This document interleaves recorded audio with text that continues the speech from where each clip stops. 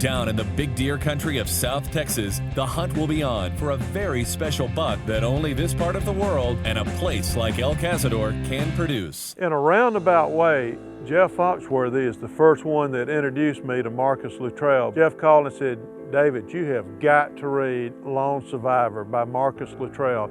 Now, those of you that don't know who Marcus Luttrell is, the fact is you've heard of him because he made headlines a couple of years ago. He was the lone survivor of an incredible operation that took place in Afghanistan. It was the largest loss of Navy SEALs ever in history, and Marcus was a survivor of that. An incredible story, incredible book that'll make you proud to be an American. And I'm telling you, we were very, very excited to have him here. We're going after a big buck on the bobcat stand. And Marcus is going to come home with a big buck at lunch. I mean, I've read about El Cazador and Cazador Ranch. Tried to come in here without any expectations because I didn't know what I was getting myself into. Ultimately, if it wasn't for Mr. Foxworthy, then I don't guess I would be here. He knew a little bit about me, and then he passed that information on to Mr. Morris, who in turn invited me out here to do a hunt, which I gotta say was an incredible gift. There's a deer down there, but I can't tell what it is.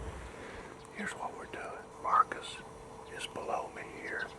He's ready to move. I'm up here in the stand, so I've got a vantage point. And so what Marcus is going to do, if we see one that is too far to shoot from this blind, he's going to make a stalk on him, shoot off his bipods if he can. It's a good plan. We set up pretty good. He was in the stand, I was down below. I was going to stalk anything that we couldn't punch through the fog on. Well, we had an eye line on a good buck down in one of the clearings down there, about 200 plus. And as soon as I saw that buck, I knew there was something special about him. 3 tines on his right G2, a triple tine. Marcus, there's a buck down here. He's a basic 11 with a triple tine on his right G2, which makes him extremely unique. And I knew right away Marcus really liked this deer. I mean, he said, "Man, that is unbelievable. That's an unbelievable buck." There's one down here back up, so that don't that far left, so Daryl's a big one. There are 2 out here. There's one deer that Marcus has got in his mind, and it's a buck that we immediately named Triple Tine. So I stalked down, trying to get it on top of it. The only problem was he lost sight of me and he lost sight of the buck. Can't take a shot at anything he can't see. So I got in there and laid up for a while, and then once it cleared away, then they were gone. There's a buck here that I'd like for Marcus to get. There's 2 here. One of them, he's a Triple Tine buck. We're after him. But there's a big 9 here, and if we can get him, that's a heck of a buck. But I'm afraid the morning's done here. There's just nothing out. We were in the stand for the better part of the morning. We got zeroed in because of fog. So we got up and he's like, "Hey, we're gonna drive down here and we're gonna go rattle out in Darrow's." And I was like, all right. I didn't really know what to expect, you know. He's been doing this a lot longer than I have. I just keep my mouth shut. I really should have thought of this before now, but this morning when that fog socked in, that was a perfect opportunity to go rattling. Walk down here about 20, 30 yards to set up. But by golly, the first time we set up, we rattled in an absolute monster.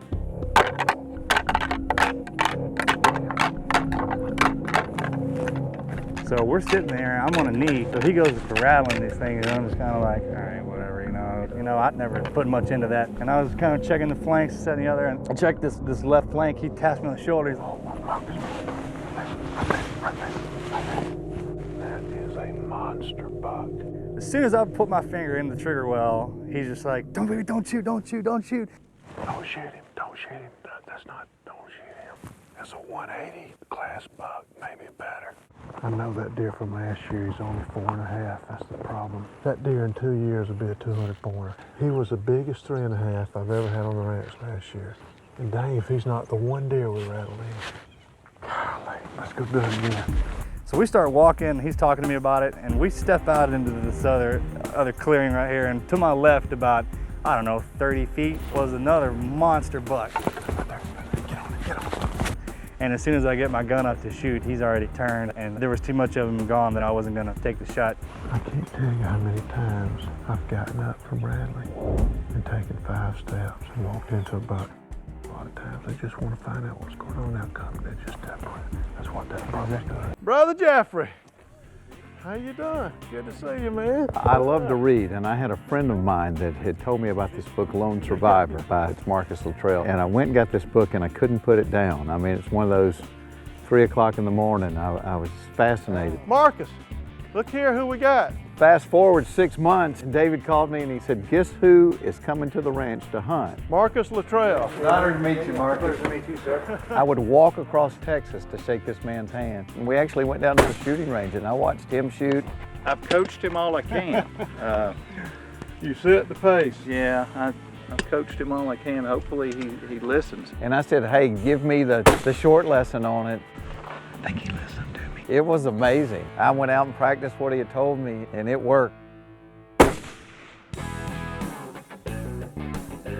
You know, Marcus, he's a big guy, by the way. He must be 6'5" or 6'6", but he is very stealthy. And of course, as a Navy SEAL, you have to be that way. And so one of the things that we wanted to do when Marcus was here was spend time on the ground and try to work in on the deer and put some of those skills to work and take the game to the deer. He has no idea. He knows something's up here, but he doesn't know what we are. He's broken his G4 on the right. We're not gonna shoot him. Let's just make a move on him. We'll see how close we get to it. I tell you what, a dang whitetail deer is a sneaky, hard booger to get up on, especially when you're hunting these big, old, mature bucks. He got us out there. The heck with that, he said. So we had to split our time between ground hunting, spot and stalk. We did some tripod hunting. We did a little everything. Mr. Morris, I got a big buck out here. Am I clear to come up? Yeah, come on up. We're hunting a stand that only has a single tripod. I'm on the ground because I want him in shooting position. So what Marcus is doing is he's telling me what he's seeing, so I'm climbing up his tripod and peeking under the tripod and just looking to see what's down there to tell him whether he's old enough to shoot or not. That's a big buck. Take him. Let's take him. Let me get down so I'm not shaking.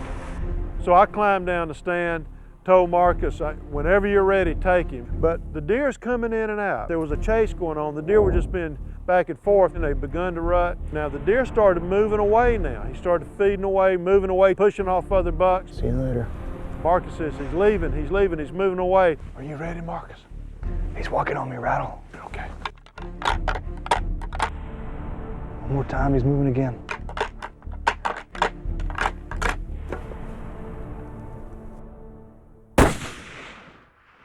Is he down, Marcus? Is he down? He's down. Come on up. All right. Good going, man. Good going.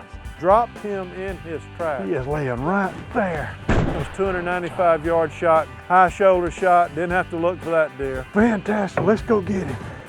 It seemed like it took forever for that sound to get back. Good job. This buck that I shot, it was a 9.5, 10-year-old. He walked out on me about 300-something yards. He was a great deer. That is a beautiful buck. That is a beautiful buck. Congratulations, Thank man. you. Look at that. That's a big 9. Man, this was a brute of a buck. Old buck, big head. This is what you look for in a buck. You can tell a lot about the age of a buck from his head. Look how thick it is, deep. He's got this chin flap under here. Marcus, congratulations, man. That is an awesome buck. I mean, absolutely beautiful. Well, you've now become not only a deer hunter, but you're a bit of a deer manager now. You know how to age them on the hoof? Fantastic. Well, let's get him to the house and show everybody. Marcus had a great deer, but you know what? It wasn't triple time. Marcus was scheduled to leave that afternoon. I said, Marcus, what about staying one more day, just to stay and hang around, visit with Jeff, and let's have a good time around camp. We made the arrangements for him to stay an extra day, but in my mind, my plan was let's go after triple time. And that's exactly what we did. Despite the hunting pressure on this location, and I don't like to overpressure one stand location, I said, Marcus, we're going to go back to what we call the Bobcat stand, which is where triple time was, and just see what we see. 540 yards to those deer? Mm-hmm. Wow. Could you make that shot? Mm-hmm. You think? I could make that shot. Well, if we weren't buck hunting, I'd let you shoot one of those does to see. But I don't want to mess up our spot. Marcus is capable of shooting out to 1,200 yards. Can you imagine that? You know, I'm a 300-yard shot most. That's the beginning of his shooting range from his military experience. Navy SEALs are kind of like a top secret unit, but the reaction from the American public, we've lost 28 SEALs so far. Yeah, so far you made in Afghanistan. And that's a lot. Yeah, it is a lot. Most of them are from Red Wing, but How many total in Red Wing? 11 of us, 11 in Red Wing. 19 total. 19 people died that day. 20 of us went in, one made it out. That's unbelievable. That's unbelievable. You spend an hour with Marcus and you just get a glimpse at who this man is, and you'll realize what the true definition of a hero is. And I'm telling you, it's an honor to know a man that would do what he did on behalf of our country. Triple time right there. That's triple time. Sure enough, he was about 300 yards from me, and I was just looking at him, and it never crossed my mind that he was going to let me take him. When you're ready, Marcus, you take him. That's a heck of a deer. I want you to have him. It doesn't feel right taking this deer because I already shot one of the bucks. That's all right, Chatty. Being the gentleman that he is, Marcus turned to me and said, Mr. Morris, I don't feel right about taking 2 deer here on your ranch. I said, Marcus, take the deer. That's your buck. Yes, sir. Yep, I'm sure. Take him when you're ready.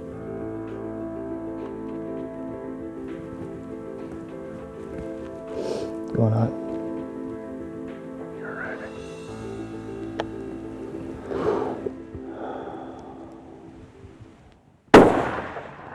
Got him. Got him. You got him. Got him. Good shot. Good shot. He's down. He's down. Good going, man. Good going. Marcus made a fantastic shot on him. Good shot. Let's get in there and get him, Marcus. He's down. Deer ran about 25 yards, went down. I knew it was done when I saw the impact, and I had an experience that I will never forget. Got him? Oh, yeah. Yeah. I'd say you did. Whoa! Look at that, Marcus. Look at that. Congratulations. Look at that. That is just a beautiful, beautiful buck, and he's old, Marcus. Look at that triple time. That's his name right there. You know what I saw in Marcus at that moment? True appreciation. It meant everything to me to see that Marcus appreciated that deer. Foxworthy is going, he would be proud to have this deer. He is going to go ape when he sees what you've done. David and I never discussed it, but I knew in his heart of hearts the deer he wanted was the deer with the triple forks at the end of his G2. And when I came in from hunting and I walk into the cooler and I see that deer over in the corner, I mean, my eyes just welled up. Look at the triple tine on it. I know. I know. That is awesome, isn't it? What a pretty deer. Just beautiful. I'm just waiting to see Sasquatch or a dinosaur or something because everything else is out here. This is unbelievable. Thank you, Mr. Morris, for having me out here.